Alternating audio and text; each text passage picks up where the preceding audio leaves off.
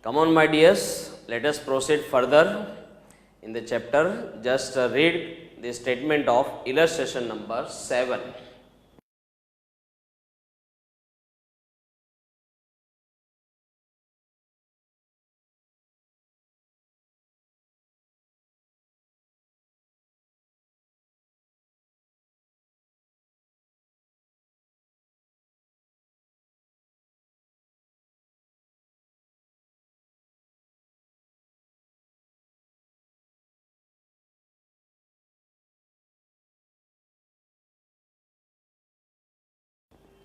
Come on, read it?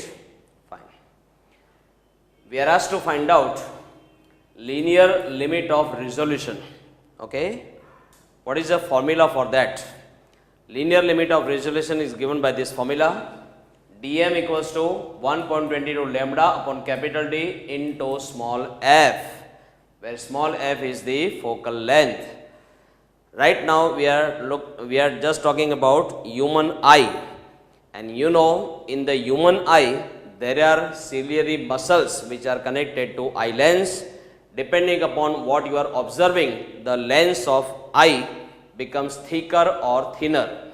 While looking the distant object, the eye lens becomes very thin, and while looking at very short distant object, at that time eye lens becomes thick.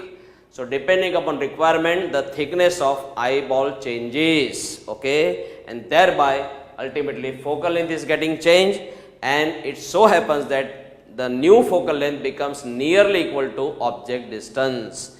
If object is far, then focal length will increase. If object is nearer, focal length will decrease. Ultimately, focal length is getting settled nearly equal to object distance. That's why instead of f, I am putting small u, because right now u is nearly equal to f. We are talking about eye, which just behaves like a microscope. Eye lens behaves like a microscope. That's why we are using this formula for linear limit of resolution for a microscope. Right now we are using that formula for human eye. Now tell me, in the first case, come on, 1.22 as it is. What about lambda? Wavelength is 5500 angstrom. Convert it into meter, multiply by 10 raised to minus 10. What about object distance? In the first case, they are given 25 centimeter. Convert it into meter, 25 upon 100, that is 0.25. Divided by capital D, what is it? The diameter of eye lens. Diameter of eye lens, that is pupil, they have given, come on, 2.5 millimeter. Millimeter you must convert into meter, multiply by 10 raised to minus 3. Simplify. Answer is 6.71 into 10 raised to minus 5 meter. Fine. Now in the second case, use the same formula. Now they have given another object distance. 1.22 as it is. Wavelength is 5500 angstrom. Convert it into meter, multiply by 10 raised to minus 10. What about new object distance? They have given 5 meter. And the diameter of lens of eye, they are given 2.5 millimeter, converted into meter, multiply by 10 raised to minus 3. Simplify, answer is 1.34 into 10 raised to minus 3, this many meter. Correct? Now kindly read this statement of illustration number 8.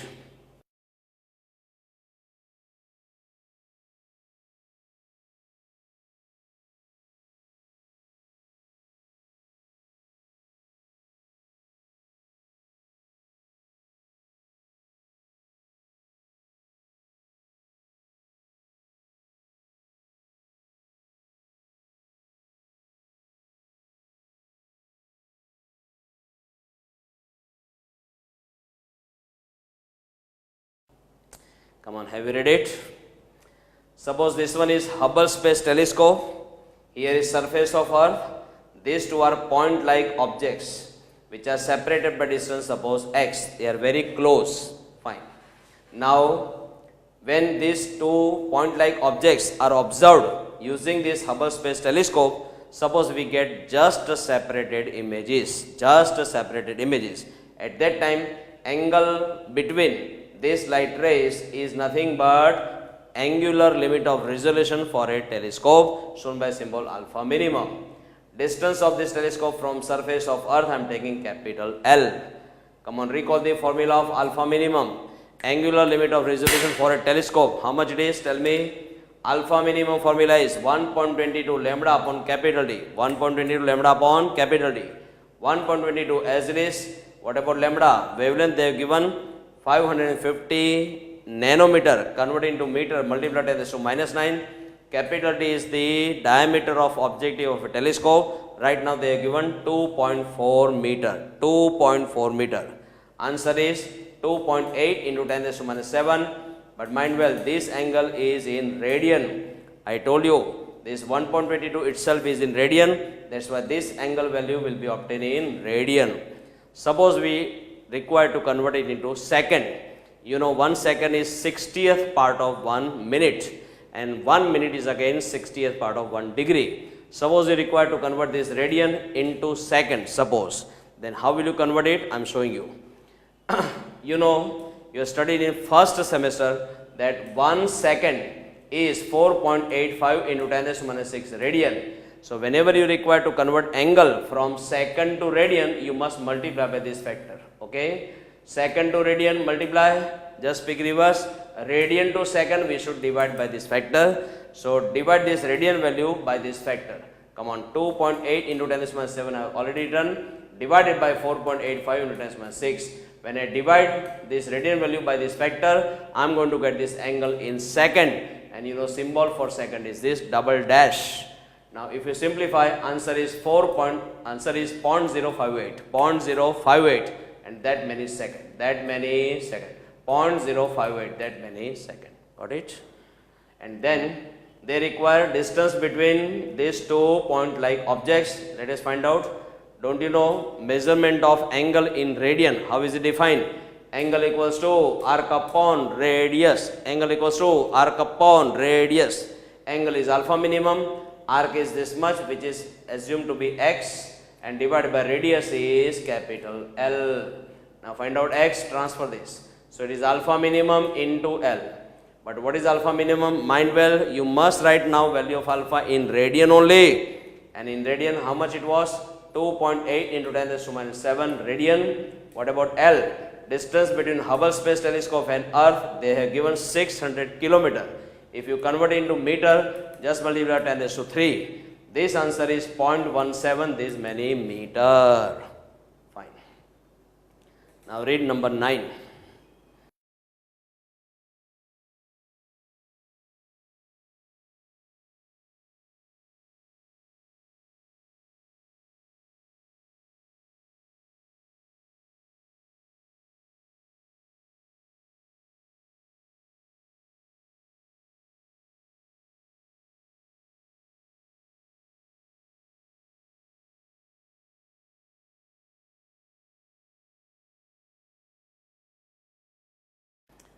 Read it? Look.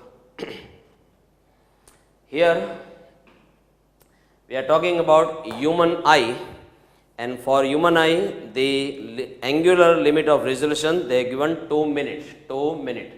I just show it by symbol alpha minimum dash. Fine. Let me convert it into radian. First of all, convert minute into degree. Minute to degree you must divide by 60. So 2 upon 60. But this minute degree you must convert into radian. For that you must multiply by pi upon 180. Pi upon 180. Pi means 3.14. Simplify, answer is 5.815 into 10 raised to minus 4. This many radian. Now similarly for telescope, don't you know angular limit of resolution is given by this formula. Alpha minimum equals to 1.22 lambda upon capital D. 1.22 as it is. What about lambda? Wavelength they have given 5500 angstrom. Converted into meter, multiply 10 raised to minus 10. This is the diameter of objective of a telescope, which they have given 11 centimeter. Converted into meter, 11 upon 100, that is 0.11 meter. Simplify, answer is 6.1 into 10 raised to minus 6 radian. And now the effective resolution power of a telescope. Effective angular resolution power of a telescope is defined this way. It is angular resolution power of a telescope divided by angular resolution power of human eye. I repeat, this is the effective resolution power of a telescope. It is defined by ratio of, come on, angular resolution power of a telescope divided by angular resolution power of human eye. Fine. Now tell me, this 1 upon alpha minimum upon 1 upon alpha minimum dash. Come on, denominator will become numerator. So alpha minimum dash will be in the numerator now and divided by alpha minimum. What is this?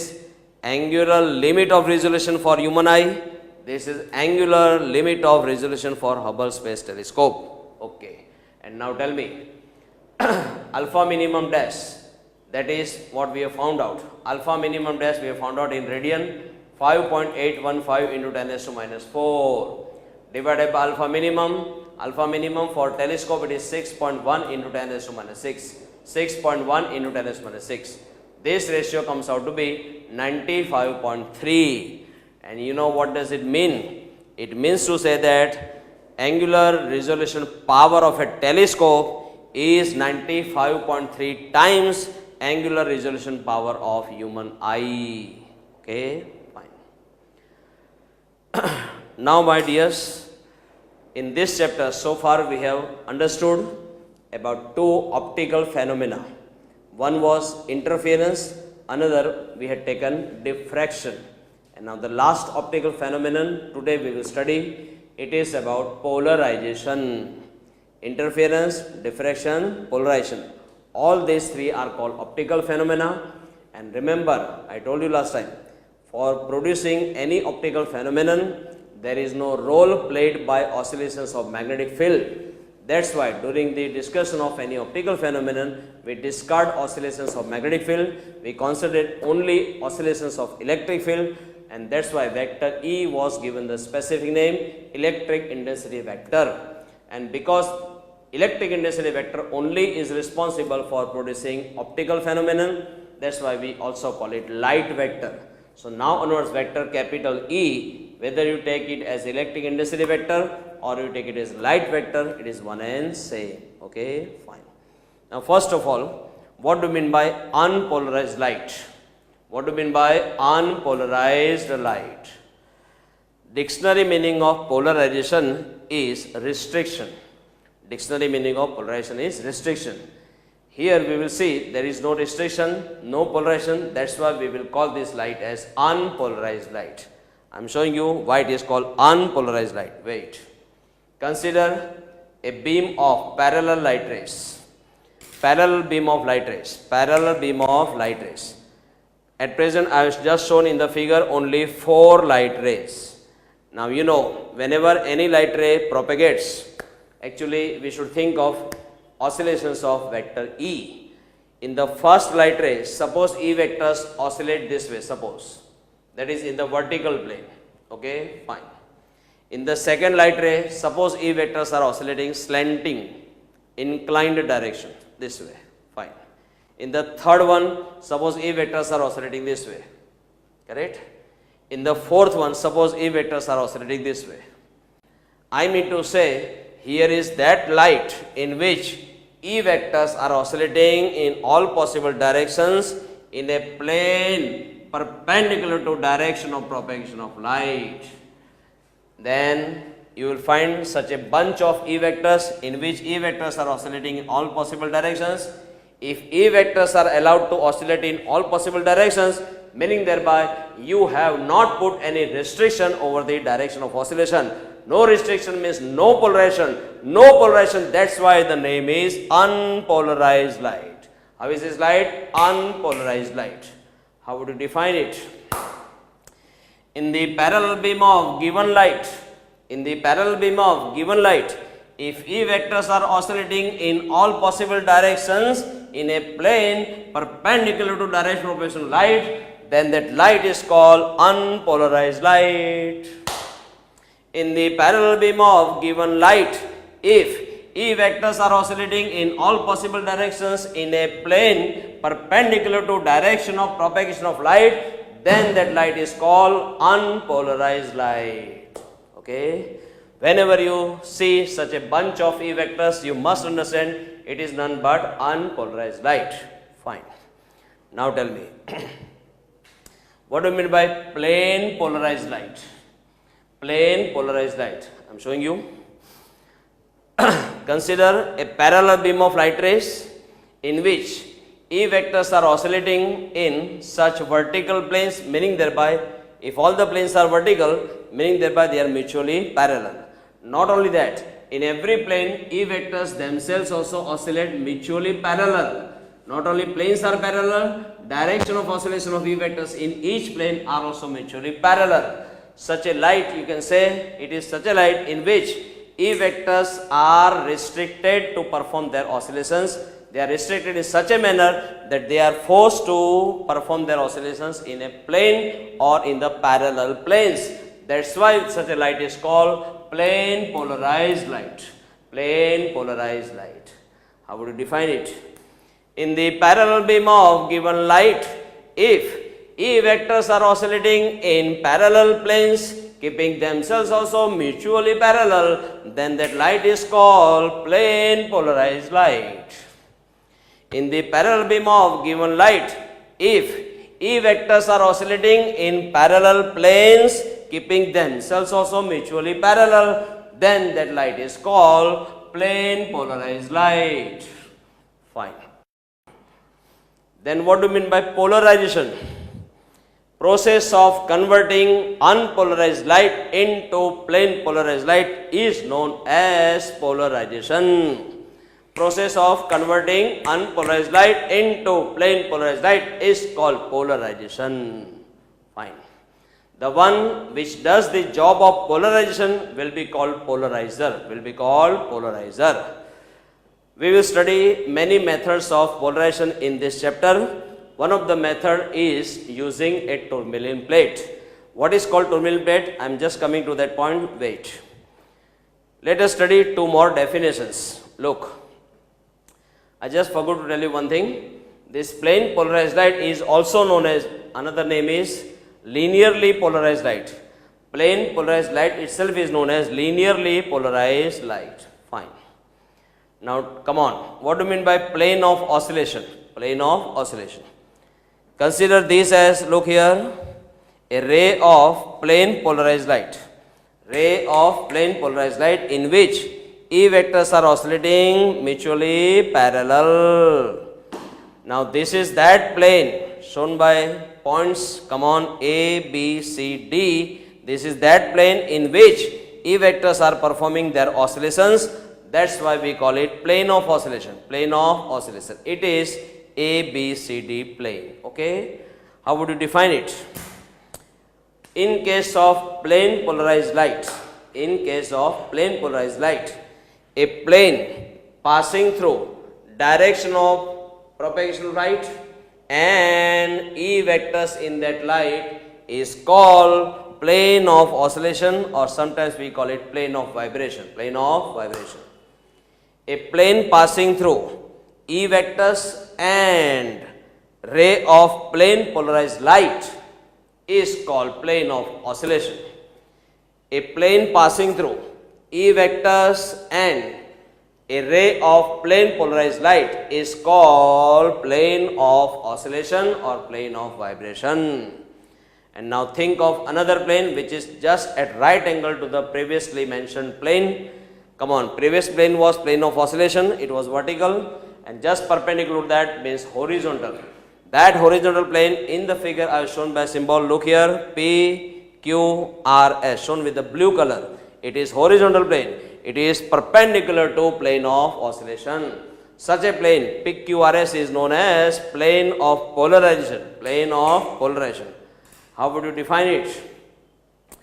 A plane passing through a ray of plane polarized light and at the same time perpendicular to all the E vectors in that light is called plane of polarization, which is always perpendicular to plane of oscillation.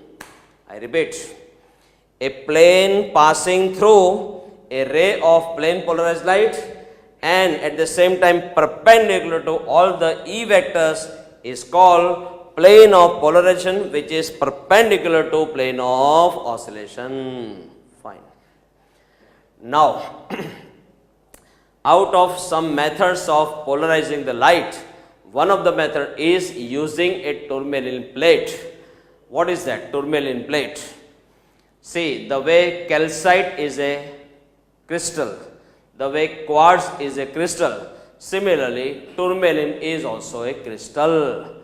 Now take a tourmaline crystal, correct? In that tourmaline crystal there lies one definite axis, suppose vertical, suppose it is such an axis, it has one specific property. If you make now bunch of E vectors incident on it, then it will allow only those E vectors which are oscillating parallel to it, Say this is that axis and this is the E vector, they are oscillating parallel to this, then those oscillations, those E vectors which are oscillating parallel to this axis, they will get through, they will be getting transmitted, okay, completely. And those E vectors which are perpendicular to that axis, they are getting absorbed completely. Such a definite axis is known as optic axis. What is it called? Optic axis. In a tourmaline crystal, there is a definite optic axis. Suppose that optic axis is vertical, suppose. Now you just cut it this way, correct? This way and this way. And you just prepare a slice of thickness 1 to 2 millimeter. A slice of thickness, come on, 1 to 2 millimeter. Then such a slice, such a plate is known as tourmaline plate. What is it called? Tourmaline plate. A plate of thickness 1 to 2 millimeter prepared out of a tourmaline crystal having its two faces parallel to optic axis is called tourmaline plate. I repeat, a plate of thickness 1 to 2 millimeter having its two faces parallel to optic axis prepared out of tourmaline crystal is called tourmaline plate. And such tourmaline plate in the figure I have shown here. This one is optic axis. This one is optic axis. Fine. And now, if you think any other line which is parallel to this optic axis inside the plate, then they all are treated as optic axis. Theoretically speaking, number of optic axes inside a tourmaline plate can be taken infinite. Fine. Now this tourmaline plate has a specific property, as I told you. If any E vector is made incident on the optic axis parallel to it, then it will get through completely, it will pass through. But if any E vector is made incident on the optic axis perpendicularly, then it is getting completely absorbed. Perpendicular E vectors which are perpendicular to optic axis are completely absorbed, and those E vectors which are oscillating parallel to optic axis, they are passing through the tourmaline plate. Fine. Now let us try to polarize unpolarized light using tourmaline plate. I am showing you how to do that. Here is a tourmaline plate, say plate A. This is its optic axis. Now what we do? We make incidence of, come on, unpolarized light, correct? Fine. Now out of many E vectors, how to find such E vectors? Which are oscillating parallel to this optic axis? So they will be passing through. This plate A. Fine. Suppose here amplitude is E0. Fine. Now those E vectors which are oscillating perpendicular to this optic axis will be completely absorbed. Say this is optic axis and this is E vector. Then tell me how to find them mutually perpendicular. Then such E vectors are getting completely absorbed. Fine. But not necessary that all the E vectors should be either parallel to optic axis or should be perpendicular to optic axis. Not necessary. Some of the E vectors might be like this. They are neither parallel to this optic axis nor perpendicular. Then such E vectors should be resolved into two mutually perpendicular components, the way I am showing you, this way. Come on. Tell me now. Out of these two perpendicular components, these and this, correct, of E vector, tell me how to find this E vector. It is very much parallel to this optic axis. And how to find this component? Come on, it is perpendicular to this optic axis. The component which is at right angle to optic axis will be getting completely absorbed, and the component which is oscillating parallel to optic axis will get through completely. In short, those E vectors which are oscillating parallel to optic axis, they only can pass through this tourmaline plate. That's why I have shown here those E vectors which are parallel to this optic axis. In this light, tell me, if all E vectors are mutually parallel, if all E vectors are mutually parallel, such a light is called, come on, plane polarized light. What is it called? Plane polarized light. Which light you had made incident? We had made incidence of, come on, unpolarized light. And which light is getting transmitted through this plate? It is now plane polarized, and that is why you can say this tourmaline plate has done the job of polarization. It has done the job of polarization. It converts unpolarized light into plane polarized light. That process of conversion itself is known as polarization, but that job is done by this tourmaline plate. That's why we call it polarizer. The one which can does the job of polarization is called polarizer. So right now this is the use of tourmaline plate as a polarizer. Fine. Now consider another tourmaline plate whose surface is parallel to this surface of this tourmaline plate A. Something like this. Say this is plate A, say this is plate B. But in the figure you have to think like this, correct? Slightly this way, correct? So first tourmaline plate is this, second is this. They both have their faces mutually parallel. But this is the optic axis of plate A, optic axis of plate A, which is vertical, and this one is optic axis of plate B. So this theta is angle between two optic axis of plates A and B. Come on, what is theta? Angle between optic axis of tourmaline plates A and B. Fine. Now one of these E vectors I have shown made incident on this second tourmaline plate, and it has amplitude this much. From here to here it is E0. That's why I written here E0. Now tell me, can you resolve this vector into two mutually perpendicular components? Yes. Look, this vector plus this vector. This plus this will make this. Come on, this plus this will make this. Component of E0 adjacent to theta. How much? E0 cos theta. Component of E0 opposite to theta. How much? E0 sin theta.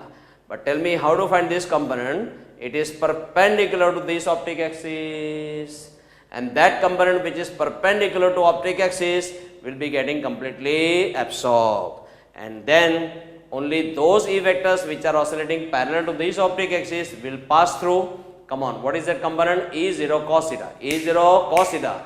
Now in this figure, take care. All these E vectors must be mutually parallel, and all of them must be compulsorily parallel to this optic axis, having amplitude E0 cos theta. This much is the amplitude now, E0 cos theta. For this amplitude E0, suppose corresponding intensity of this light is suppose I0. Then you know intensity of light is proportional to square of amplitude. So I0 proportional to E0 square. I0 proportional to E0 square. And now instead of E0, now the amplitude is E0 cos theta. Because the amplitude has been changed, corresponding intensity also will change. Let it be capital I. So don't you know intensity is directly proportional to square of amplitude? Take square of this. Square of this, it will be E0 square cos square theta. E0 square cos square theta. And now tell me, take the ratio this way. This upon this will be equal to this upon this. Come on, I upon I0. Here it is, I upon I0. And because proportionality constant is same here, K and K will get cancelled. Now it is this upon this. That's what I written here. E0 square cos square theta upon E0 square. E0 square getting cancelled. Left is cos square theta. Transfer this part. I equals to I0 cos square theta. I equals to I0 cos square theta. This very relation was established by Mr. Malus. There was a scientist with name Mr. Malus. He had obtained this relation. In his memory, we call it Malus Law. What do we call it? Malus Law. The mathematical form is this: I equals to I0 cos square theta. Can you give statement in words about Malus Law? Simple. When a light is made incident perpendicularly on a pair of two tourmaline plates, and at that time, if intensity of light coming out of first plate is I0, then intensity of light coming out of second plate will be I equals to I0 cos square theta. where both the tourmaline plates have their faces parallel to each other and angle is theta between their optic axes. I repeat, if a light is made incident perpendicularly on a pair of tourmaline plates having their faces mutually parallel and having angle theta between their optic axes, then if intensity of light coming out of first plate is I0, then intensity of light coming out of second plate is I equals to I0 cos square theta. This very statement is called Malus Law. I repeat, when a light is made incident perpendicularly on a pair of tourmaline plates having their faces mutually parallel and having angle theta between their optic axes, comma, if intensity of light coming out of first plate is I0, then intensity of light coming out of second plate is I equals to I0 cos square theta. This very statement is called Malus Law. Now tell me, if you go on changing the angle theta between the optic axis of these tourmaline plates having their faces parallel, then what will happen? Suppose the front plate we keep as it is steadily. So the optic axis will be like this, but the rear plate, that is plate B, its optic axis I just rotate this way, correct? So taking this incident light ray, as axis of rotation, I just rotate this tourmaline plate B this way, correct? Fine. So as I am going on rotating, naturally angle theta will change. When angle theta will change, intensity of light coming out of second plate will also change. Depending upon the changes taking place in the intensity, you can guess which light is made incident on this plate, whether it is completely plane polarized or partially plane polarized or unpolarized. That is how you can find out the condition of polarization. You can find out the state of polarization, and that is why you can say that this does the job of analyzing the incident light. Because this plate right now does the job of analysis, we call it analyzer. So here in this set of plates, this first plate is used as a polarizer and second plate is used as an analyzer. This does the job of polarization, this does the job of analyzing the incident light. Okay, fine. Suppose you keep theta equal to either 0 or pi radian, just put it here 0 or pi, then I equals to I0. Okay, maximum intensity.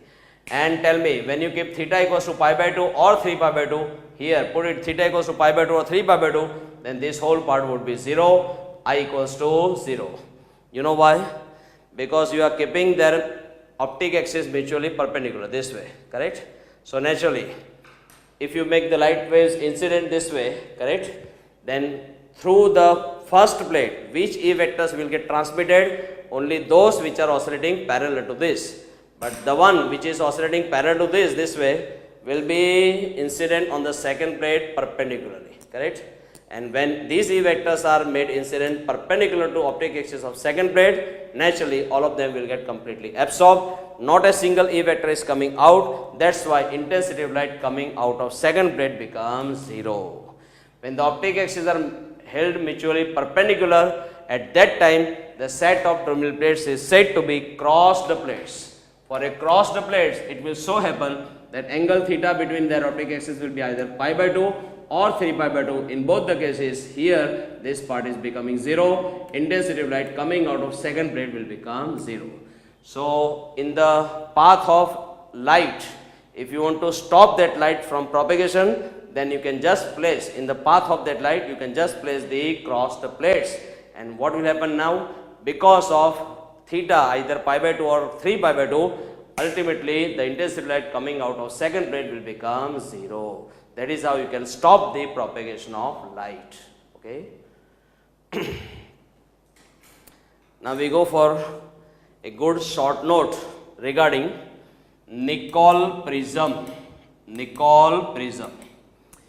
In the year 1828, Sir William Nicol had prepared one very good optical device, and that optical device, that construction is known as, in his memory, Nicol prism. Using that nickel prism, you can have plane polarized light in two mutually perpendicular planes. How I am showing you. The detailed construction is not in our syllabus. Just try to understand this way. We have two calcite prisms.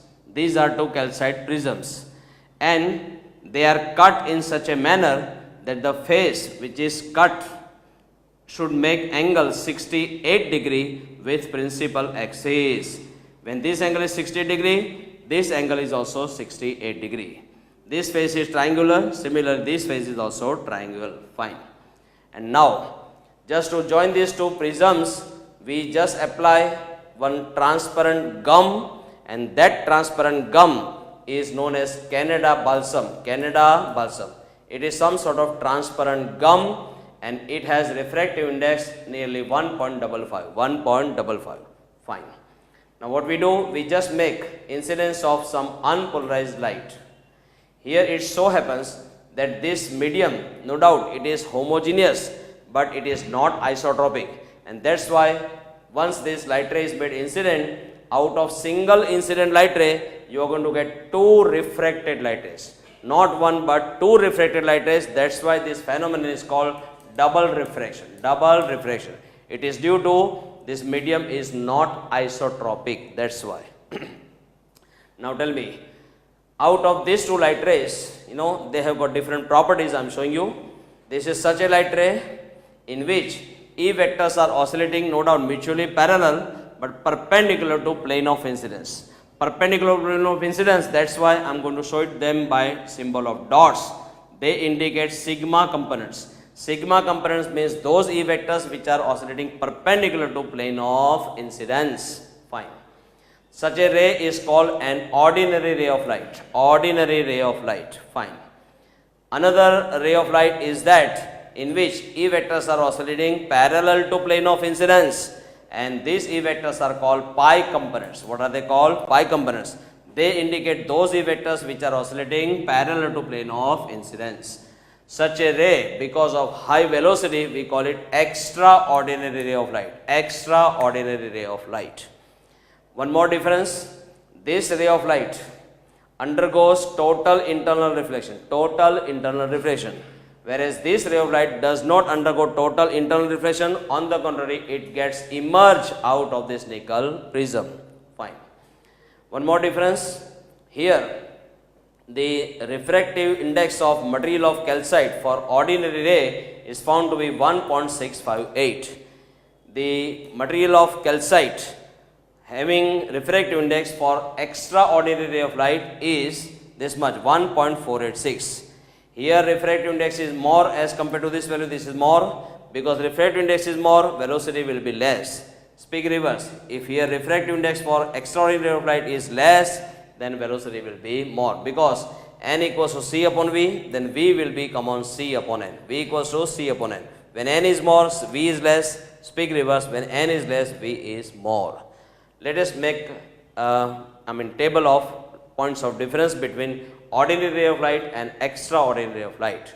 Look, here I written ordinary ray, here I written extraordinary ray. Come on.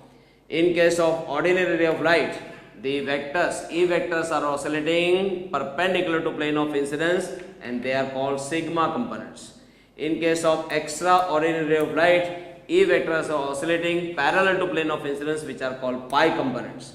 The refractive index of material of nickel prism has refractive index 1.658 for ordinary ray of light, and similarly refractive index 1.486 for extraordinary ray of light.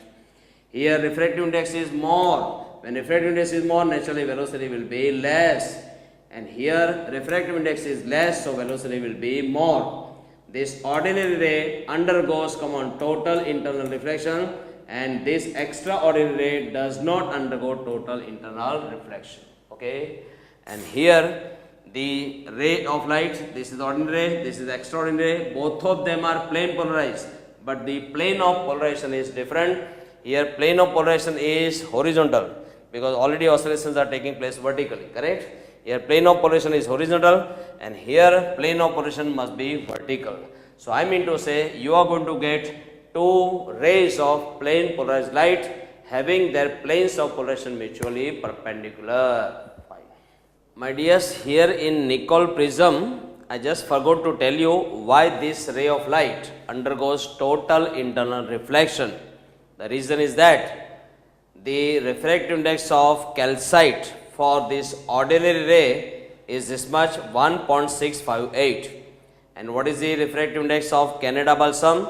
It is 1.55.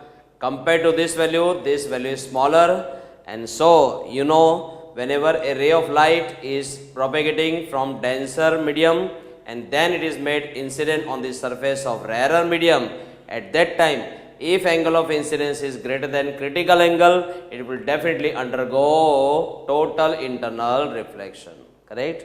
Here it so happens that earlier this medium had refractive index 1.658 and this Canada balsam has refractive index 1.55. This is smaller than this, so ray of light is just propagating in a denser medium and then it is made incident on the surface of rarer medium, and at the same time angle of incidence here is found to be greater than critical angle. That is why the faces are cut in this manner such that this angle is 68 degree, and just we keep it 60 degree because we want here total internal reflection. Okay. And then if angle of incidence is greater than critical angle, the light ray will undergo total internal reflection. Okay.